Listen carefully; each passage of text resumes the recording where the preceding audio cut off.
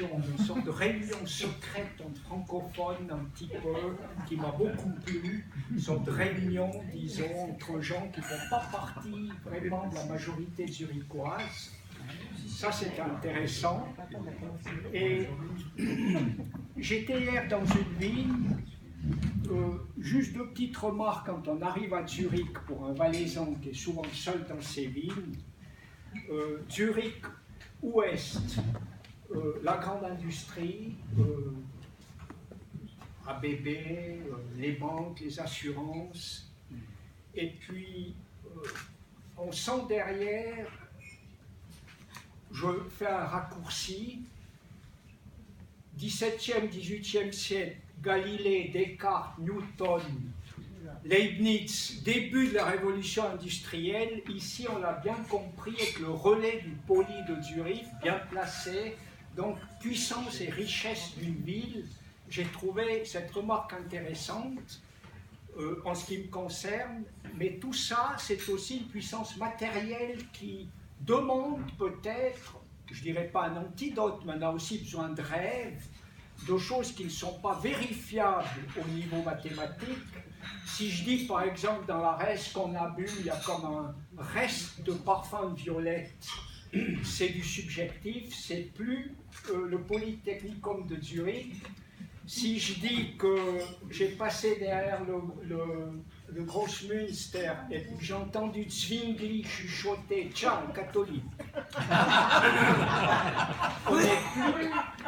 donc, on a aussi besoin de quelque chose qui n'est pas très rationnel. C'est un peu le sujet de notre rencontre aujourd'hui, un petit peu.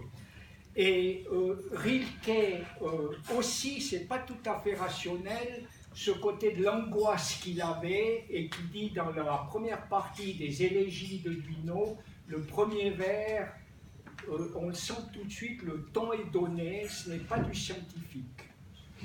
Qui, si je criais, m'entendrait donc parmi les cohortes des anges?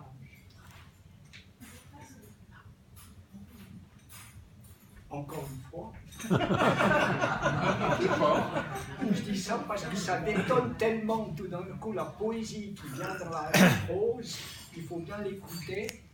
Qui, si je criais, m'entendrait donc parmi les cohortes des anges? Voilà. On a donc on a une angoisse, et puisqu'on est dans le rêve, c'est le moment maintenant de partir en vallée. Rêvons un petit peu. 1922, fin du mois d'avril, le grand-père qui est sur l'étiquette de la bouteille, comme je l'ai dit avant, il a commencé à piocher la vigne à Déjovic, Déjo du franco-provençal dessous, ville vicinale, le village, dessous le village. La vigne de Déjovic, il a commencé à 7 heures, dans les mêmes vignes où je me trouve maintenant, il a pioché, je dirais, il est 10 heures, 10 heures et demie, 400 lignes, et il enlève sa veste, il n'y a pas tellement de printemps en vallée, il y a le fun, c'est assez violent. Et avant de redescendre pour commencer une nouvelle ligne, il se retourne et il voit arriver quelqu'un, par ces petits chemins de vigne qui arrivent. Chemin qui tourne et joue le long de la vigne penchée, tel qu'un ruban que l'on noue autour d'un chapeau d'épée. Vois-tu là-haut? Donc, Rilke a une manière de préciser les chemins où on passe encore maintenant. Et mon grand-père le voit, on est un peu dans la fiction, mais ça peut être vrai, on ne sait pas trop où on est.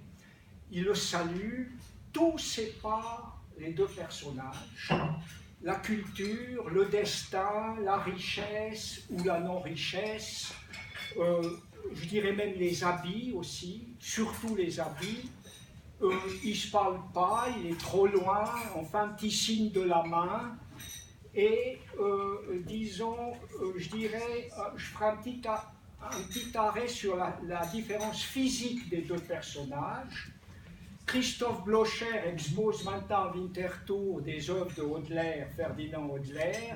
Ça, ce serait plutôt mon grand-père, c'est-à-dire les manches retroussées, etc., le physique est développé.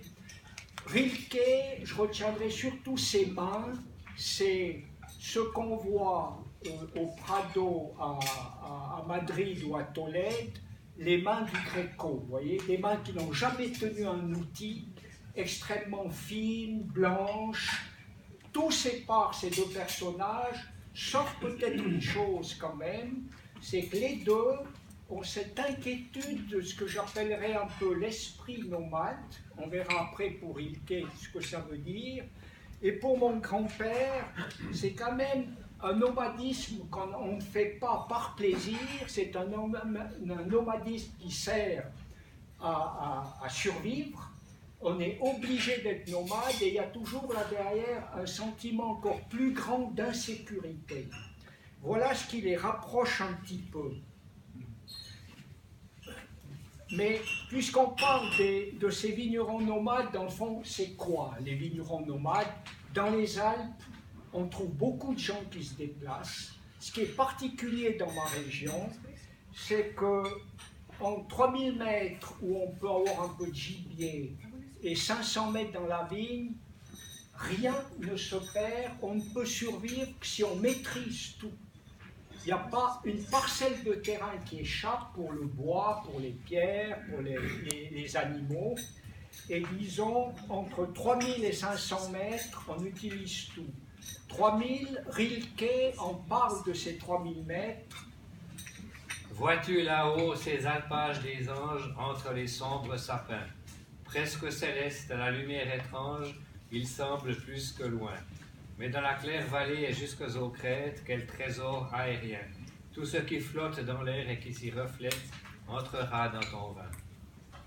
Entrera dans ton vin, si un peu est entré dans celui d'aujourd'hui, serait sympathique. Hein.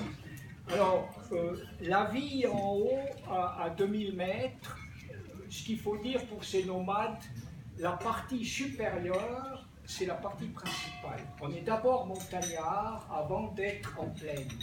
Mais comme les distances avec les rochers, pour passer, disons, de 2-3 000 mètres qui sont proches à vol d'oiseau, c'est des routes tellement difficiles, on a trouvé la solution d'avoir un logement en bas aussi qui est, comme on dit maintenant en informatique, copier-coller du bâtiment d'en haut.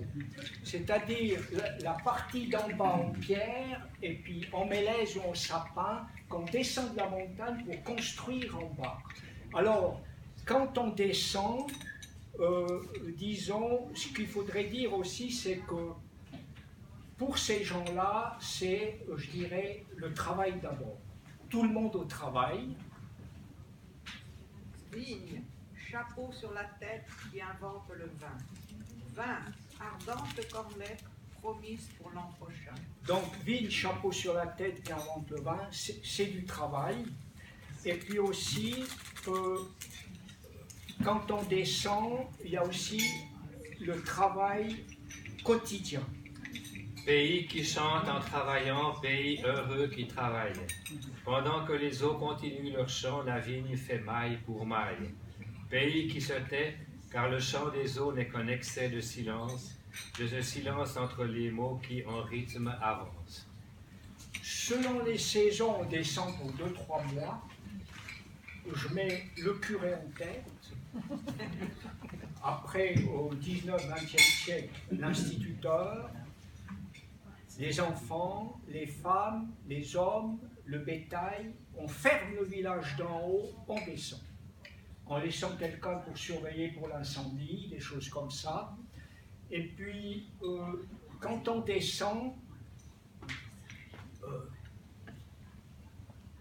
c'est pour une période, on ne va pas descendre le même jour, mais on se donne rendez-vous une semaine après, chacun descend comme il veut, et puis on arrive dans le même bâtiment, le même style de bâtiment qu'en haut, les habitudes ne changent pas.